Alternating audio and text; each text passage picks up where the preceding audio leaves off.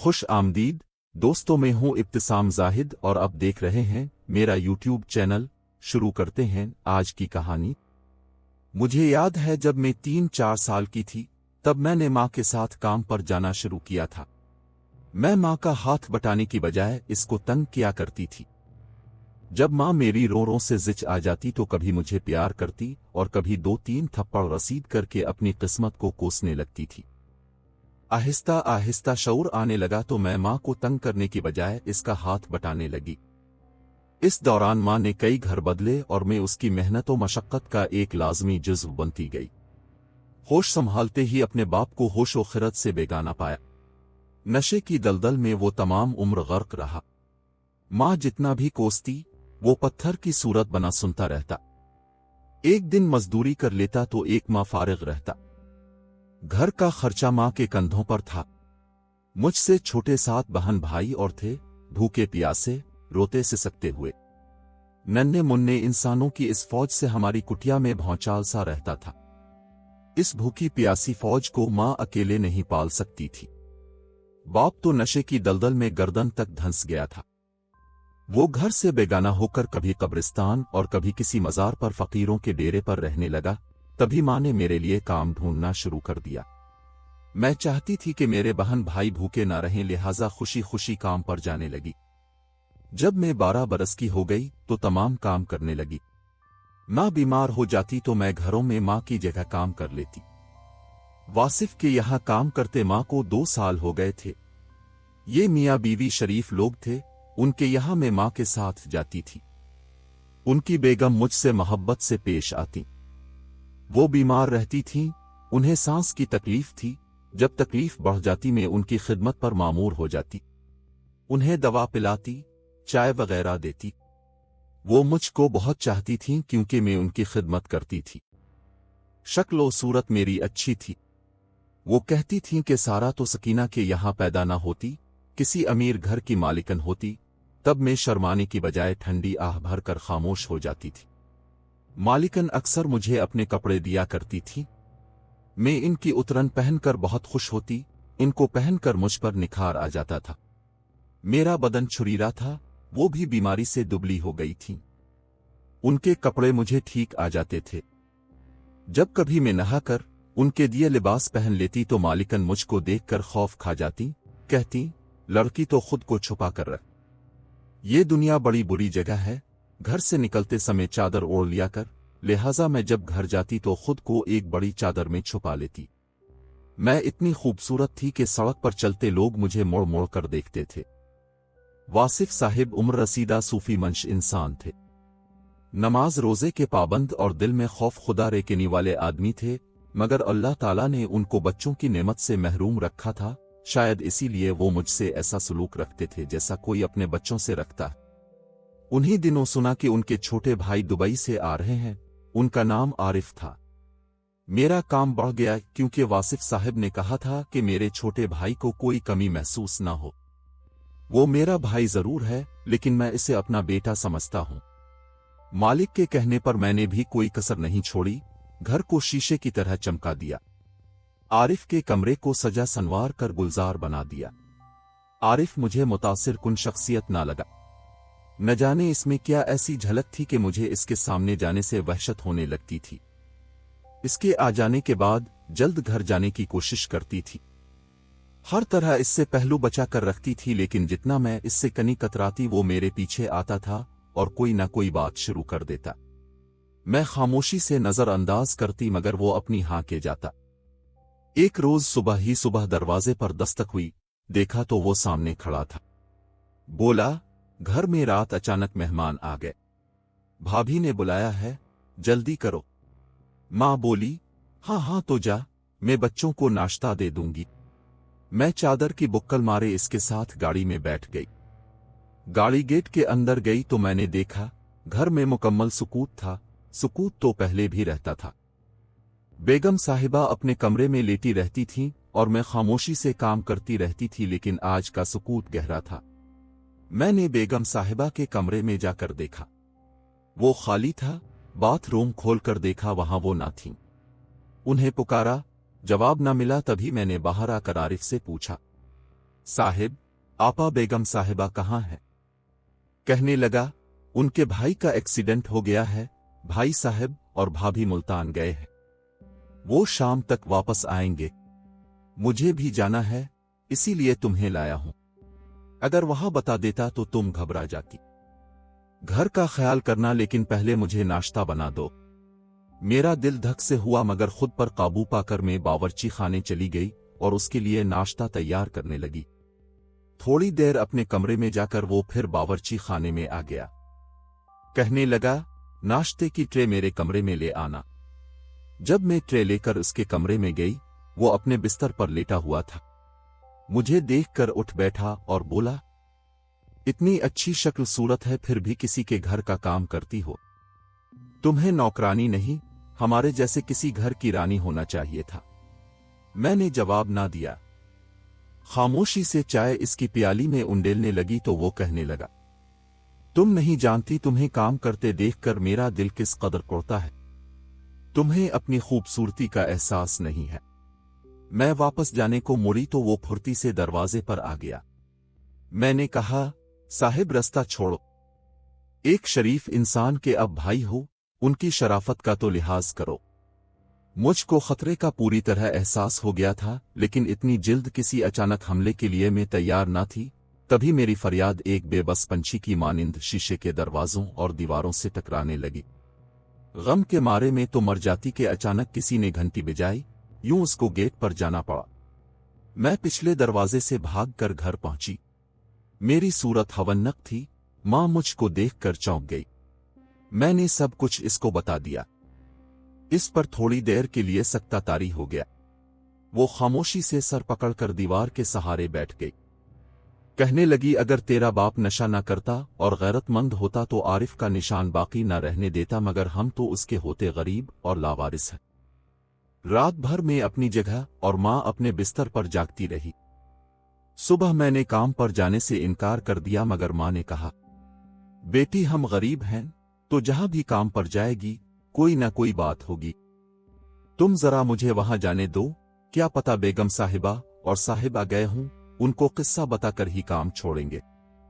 वो नहीं होंगे तो आरिफ होगा, इससे बात करूंगी, वरना मालिक और मालिकन हमको नमक हराम समझेंगे। वासिफ साहिब और उनकी बेगम वापस नहीं आए थे। आरिफ घर में मौजूद था। मां ने इससे कहा, तुमने मेरी बेटी की तरफ किया समझकर हाथ बढ़ाया। हम गरीब जरूर हैं, मगर मेहनत करके खाते हैं। मैं वासिफ साहिब से तुम्हारी शिकायत करूंगी और सारा किस्सा बताऊंगी। सारा भी आएगी और सामने बात होगी। वो कहने लगा, मुझे मुआफ कर दो खाला, मेरे भाई भाभी को ना बताना। मैं तो वैसे चंद दिन बाद दुबई वापस जा रहा हूं। तुम काम छोड़ दो, अब भाभी तुमको निकाल दे, दोनों सूरतों में नुकसान तुम्हारा है।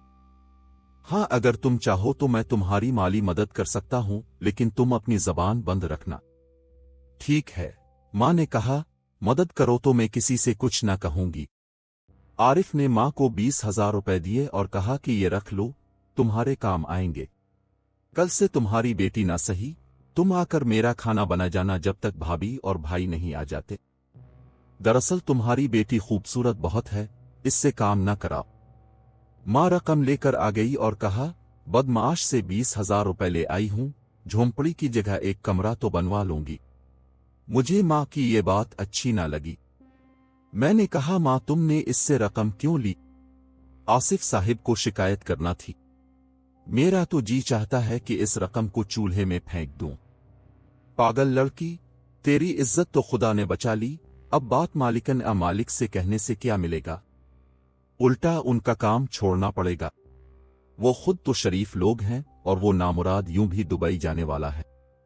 जबान खोलेगी तो उनकी इज्जत पर कुछ नहीं आएगा, अपनी ही इज्जत पर बातें बनेंगी। रुपए क्यों ना लेती, कमरा बन जाएगा, मेरे बच्चे तो बारिश में ना भीगेंगे। गुर्बत का इतना भयानक चेहरा मैंने कभी ना देखा था। यकीन ना आया, आरिफ का गिरबान पकड़ने की बजाय मां की ममता बिक भी सकती है। मैं जब तक वहां न गई कि जब तक वासिफ साहब और बेगम ना आ गए। आरिफ भी दुबई चला गया तो मुझे सुकून मिल गया। अब मां को मेरी शादी की फिक्र हुई। सोचा कब तक जवान लड़की से दूसरों के घरों में काम करवाऊंगी। मुझसे छोटी भी 12 बरस की हो रही थी। सौमा ने दूर की खाला के बेटे से मेरे रिश्ते की बात चलाई, जो चौकीदारी करता था। मेरी जफर से शादी हो गई। मैं 6 माह की दुल्हन थी कि एक रोज सास कहीं रिश्तेदारों से मिलने गई। वापस आई तो इसके जेवर गायब थे। खुदा जाने इसके शौहर ने उठा लिए कि दामाद ने या खुद उसकी बेटी ने, मगर नाम मेरा लगा दिया। मेरे तो फरिश्तों को खबर न थी कि कितने जेवर हैं, कहाँ रखती है। लाख रोई, किस्म खाकर कहा कि मैंने नहीं उठाए, लेकिन सास को यकीन नहीं आया। बोली, मेरे अपने क्यों चराएंगे। यूं बात बढ़ी, मेरी मां को बुलवाया गया। उनको बहुत गुस्सा आया, मुझे गुस्से में अपने साथ लेकर आ गईं। वो लोग फिर मुझे लेने ना आए। मां ने भी ना भेजा कि ये कैसे लोग हैं, कल फिर कोई और इल्जाम लगा देंगे। गरज साल भर मैं के रही, उन्होंने बिलाखिर तलाक भिजवा दी। फिर से मां मेरे लिए काम ढूंढने लगी। आखिर एक बंगले पर काम मिल गया और मैं फिर से काम करने लगी। मां पर बोझ तो ना बन सकती थी, पेट पालना था। यहां मालिकन तो अच्छी थी, मगर उसकी सहेलियां मेरा तन मन जला। इसे कहती, नूरजहां जरा ख्याल से रहना, इतनी खूबसूरत नौकरानी रख ली है, कहीं मियां से हाथ न धो बैठना। और मालिकन उनको कहती, अरे नहीं, मेरे मियां ऐसे नहीं हैं। मैं कान बंद करके काम में मशगूल रहती कि सुनूंगी और ना तौहीन का एहसास होगा। नया मालिक कुछ रंगीन मिजाज था, कालीनों का कारोबार था, दौलतमंद और खूबसूरत भी था। रोज सज बनकर गाड़ी में बैठता, मुझे वो भला लगता। दुआ करती, ए अल्लाह तो मुझे भी ऐसा शौहर दे। दुनिया में लोगों को तूने इतनी दौलत दी है और हमको इतनी गरीबी। मालिकन तो अपनी मामूली शक्ल सूरत की है और शौहर कितना खूबसूरत, दौलतमंद और शानदार मिला है। एक रोज वो बन ठन कर खुशबू लगाए गाड़ी में बैठ रहा था कि मुझे कहा, सारा अंदर से मेरा बेग तोलाना। जब मैं बेग लेकर उसे पकड़ाने लगी तो बस इसको देखती रह गई, जैसे ख्वाबों की दुनिया में खो गई थी। तभी उसकी आवाज ने मुझे चौंका दिया, अरे लड़की, कहाँ खो गई हो? क्या मुझे नजर लगाने का इरादा है? ला बेग मुझे दे। बेग उनके हाथ में दिया और शर्मा कर अंदर भागी। इस रोज मेरे कानों में सारा दिन साहिब के अल्फाज गूंजते रहे। मेरा ज़मीर मलामत करता रहा कि मैंने ऐसा क्यों सोचा। इस दिन के बाद साहिब में तब्दीली आ गई। इसकी मेहरबानियां मुझ पर बढ़ने लगी। इन मेहरबानियों से खौफजदा होकर मैंने फैसला किया कि मुझे ये घर छोड़ देना चाहिए, क्योंकि मैं बेगम साहिबा की जूतियां खाकर यहां से निकलना नहीं चाहती थी। जब मैंने काम छोड़ने का कहा तो साहिब ने अकेले में मुझसे पूछा, क्यों काम छोड़ रही हो? आपकी वजह से, मैंने जवाब दिया। वो कहने लगा, मेरे बच्चे बड़े हो रहे हैं, वरना तुम इतनी खूबसूरत हो कि मैं तुमसे शादी कर लेता, लेकिन अब मजबूर हूं। हाँ, चाहो तो अलग घर में रख सकता हूं, तुमको खर्चा देता रहूंगा। इस दिन मुझे लगा जैसे इस आदमी ने मेरे मुंह पर थप्पड़ रसीद कर दिया हो। इसी दिन मैंने बेगम से मां की बीमारी का बहाना बनाकर वहां का काम छोड़ दिया, क्योंकि बेगम मेरे साथ बहुत अच्छी थी और मैं उनसे शर्मिंदा नहीं होना चाहती थी। अब मां कहती थी, कोई दूसरा घर ढूंढ और काम पर लग जा, कब तक ऐसे बेकार बैठी रहेगी? और मैं कहती थी, हर गज नहीं, मैं अब कहीं काम पर ना जाऊंगी। बेशक भूखी मर जाऊं, तुम मेरी शादी कर दो। तुम कनवारी तो हो नहीं, तलाक याफ्ता को तो रंडवे, बच्चों वाले, या फिर ऐसा कोई रिश्ता मिलेगा जिसको दूसरी शादी की चाहोगी। बिला से सौतन हो के बच्चों वाला, घर बिठाकर रोटी खिलाए, मुझे दर दर का काम न करना पड़े। अम्मा, मैं इन अमीरों की जूतियां सीधी करने से तंग आ गई हूं। अम्मा ने देखा कि ये तो बोझ बांटने की बजाय बोझ बन रही है। उन्होंने मेरे रिश्ते के लिए भाग दौड़ शुरू कर दी। आखिरकार एक रिश्ता ढूंढ निकाला। हमारी झुग्गी के इस तरफ मैदान में एक बड़ी बिल्डिंग बन रही थी। इसके ठेकेदार के मुंशी से अम्मा की सलाम दुआ हो गई। अम्मा जब उधर से गुजरती, मुंशी खड़ा होता तो अम्मा इसे कहती, बेटा, कोई अच्छा शरीफ घराना हो तो बताना, मुझे काम चाहिए। एक दिन इसने पूछा, अम्मा जी, अब तो पहले ही 2-3 घरों का काम करती हो, थक जाती होंगी और काम क्यों कर सकोगी? वैसे तो हमारे ठेकेदार साहिब को काम वाली चाहिए, लेकिन उनका घर दूर है, अब वहां नहीं जा सकती। इस तरह बातों बातों में अम्मा ने इसको अपने हालात बता दिए कि मेरी 4 बेटियां, 2 बेटे छोटे हैं, शौहर को नशे ने बेकार कर दिया। पेट पालने को घरों में काम करते हैं। बच्चियां भी मेरे साथ काम में हाथ बटाती हैं। हम हलाल रिस्क खाते हैं। बस एक फिक्र दिन रात खाती रहती है कि बेटी का कहीं रिश्ता हो जाए, लड़का नेक हो, बेशक गरीब मजदूर हो, मगर मेरी बेटी को इज्जत की जिंदगी दे। इस दिन से मुंशी गियास को अम्मा से हमदर्दी हो गई। वो हमारा चाल चलन देखता रहा और एक रोज मां को रोक कर बोला, अम्मा मैं भी एक गरीब मजदूर ही हूं, कुछ पढ़ा लिखा हूं, ठेकेदार का मुंशी हूं। घर मेरा अपना है, तनख्वाह ठेकेदार साहिब अच्छी देते हैं कि दियानतदारी से रुपए पैसे का हिसाब किताब रखता हूं। यूं मां ने इससे मेरा निकाह कर दिया। गियास ज्यादा दौलतमंद न था, लेकिन वो कहीं से भी कमाकर मेरी हर ख्वाहिश पूरी करने की कोशिश करता था।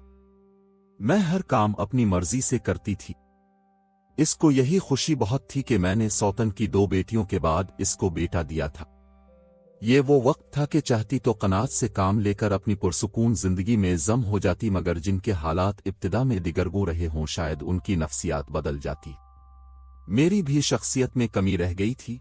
मैं यहां भी मुतमईन न थी, अपनी जिंदगी में कमी महसूस करती थी। कोठियों में काम करते रहने से बड़ी कोठियों की मालिका बनने की हसरत कहीं दिल में थी और ख्वाहिशों का कैंसर मेरे अंदर जहर की तरह फैलता जा रहा था। गियास को मुझसे वाकई मोहब्बत थी।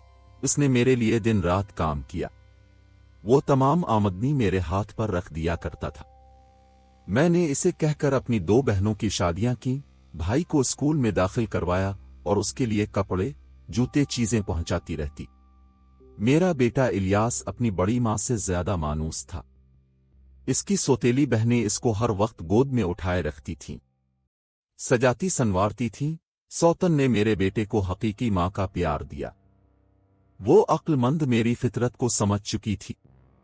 मुझको अपने बेटे से कोई खास मोहब्बत नहीं थी, बल्कि यूं कहूं कि शौहर और उसके घर किसी से भी मोहब्बत ना हो सकी।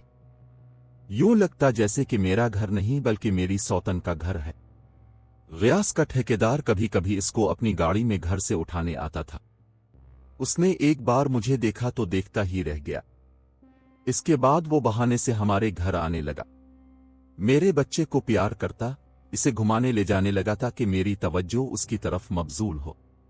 मेरी रूह दौलत की प्यासी हो गई थी। ठेकेदार अपने हरबों में कामयाब हो गया। मैं इस शख्स पर तवज्जो देने लगी।